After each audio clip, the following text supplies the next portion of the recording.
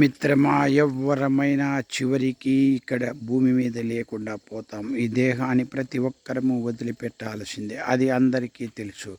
కానీ ఇది వదిలిపెట్టకముందే నా పిల్లలు, నా భార్య, నాది అని కొంత సంపద మనం సంపాదించాలని ఆ ఉడుదుడుకుల్లో కొంత పాపము కూడా చేస్తున్నాం.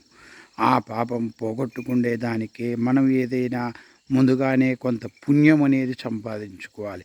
మళ్ళీ మనం పిల్లలకు ఇచ్చిన దాంట్లో నాకు కొంత ఉండాలని మనము ఏ విధంగా తపన పడతామో మనము కూడా ఈ జన్మలో కొంత పుణ్యం అనేది సంపాదించుకోవాలి. ఇది అవకాశంగా భావించుకొని ఎక్కడైనా కొంత మంచి పనులు చేస్తా మనము పోయినా కూడా కొంత ఆదర్శంగా మనము ఈ భూమి మీదకి ప్రకృతిలోకి వచ్చినందుకు ఆ ప్రకృతికి కొంత న్యాయం చేస్తా ఏదైనా మూగజీవులకు కానీ ఇతర ఏదైనా కొన్ని మంచి పనులు చేస్తూ ముందుకు పోవాలా.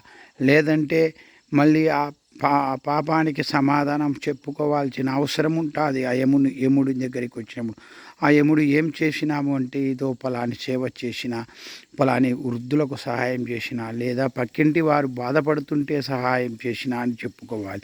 అదే పక్కింటి వాడు బాధపడుతూ ఉంటే నువ్వు సంతోషపడినావనుకో, నిన్ను యమధర్మరాజు తీసుకుపోక తప్పదు, హింసించక తప్పదు.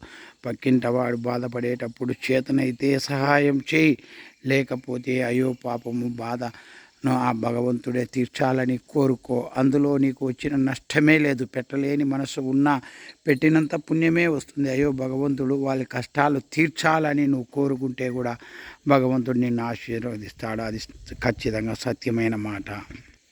కలియుగంలో పరిస్థితులు బాగలేవు. ఏదైనా కానీ నిజము దరిద్రము, అబద్ధం అదృష్టం అన్నట్లు ఉంది. నిజము చెప్పే వారి మాట వినేవారు చాలా అరుదు.